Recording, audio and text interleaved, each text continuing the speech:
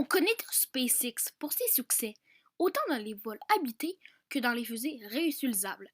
Mais ce que plusieurs ne savent pas, c'est que plusieurs autres compagnies spatiales existent, autres que la NASA et SpaceX. Dans cette vidéo, nous nous intéressons sur l'une d'entre elles, Rocket Lab, et plus précisément sur sa nouvelle fusée orbitale, Neutron.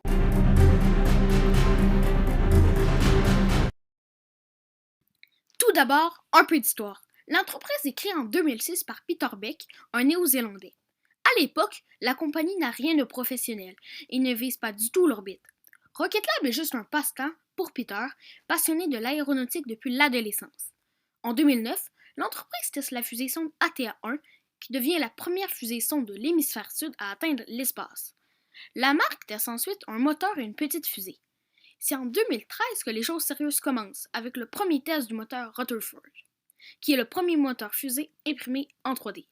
Cette même année, l'entreprise déplace son siège social à Los Angeles pour attirer plus facilement des clients américains comme Lockheed Martin ou Aerojet Rocketdyne, quand elle aura une fusée orbitale.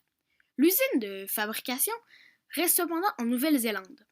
Un an plus tard, la fameuse fusée orbitale est annoncée, se nommant Electron. C'est en 2016 que la compagnie termine la construction de son Launchpad 1, se trouvant également en Nouvelle-Zélande.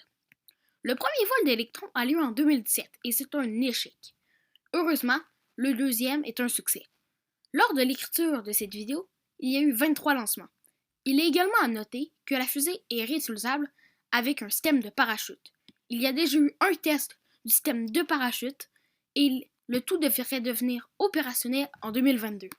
Le 1er mars 2021, Rocket Lab publie une vidéo présentant la fusée Neutron. And a few things at Rocket Lab that we said we would never do, which we have also done. So I really think with this project, it's about time I finally ate the hat.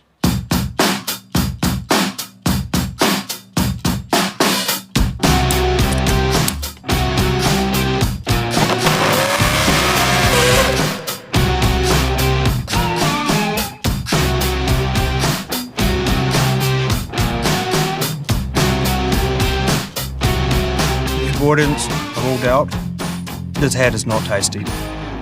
Bon, plus sérieusement, Peter Beck explique que la fusée pourra envoyer 8 tonnes en orbite basse et qu'elle sera réutilisable.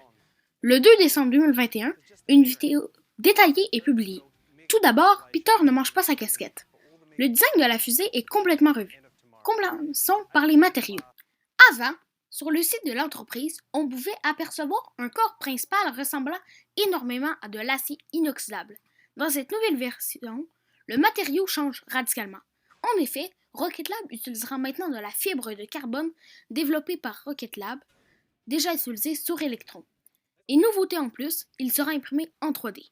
Selon les tests de la compagnie, l'alliage est beaucoup plus solide et a également l'avantage d'être beaucoup plus léger.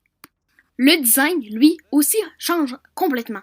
Les pieds d'atterrissage, auparavant similaires à ceux de la Falcon 9, deviennent fixes.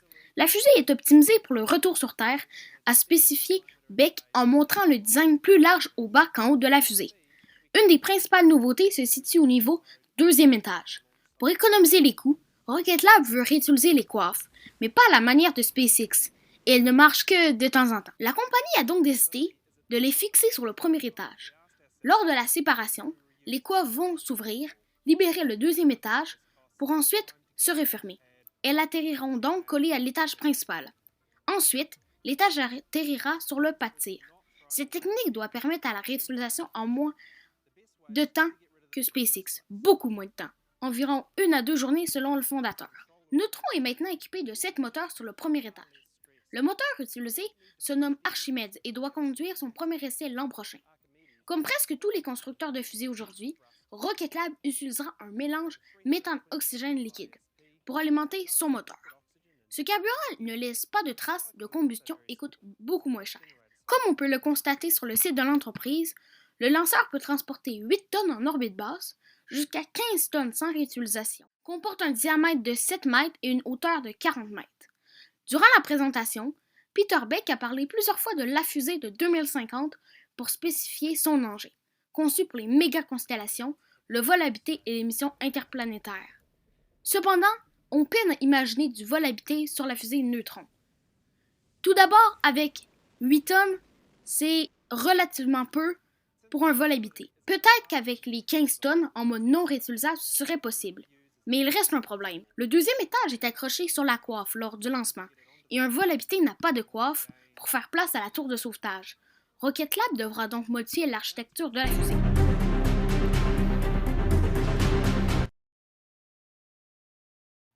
Donc, merci d'avoir regardé la vidéo. Si elle vous a plu, n'hésitez pas à vous abonner à la chaîne et à laisser un like. Ça m'aide énormément pour produire du contenu de qualité. Sinon, on se revoit en janvier pour ma vidéo sur la mission Apollo 8. Allez, prenez soin de vous, prenez soin des autres et on se revoit bientôt sur la chaîne Conquest. Allez, ciao!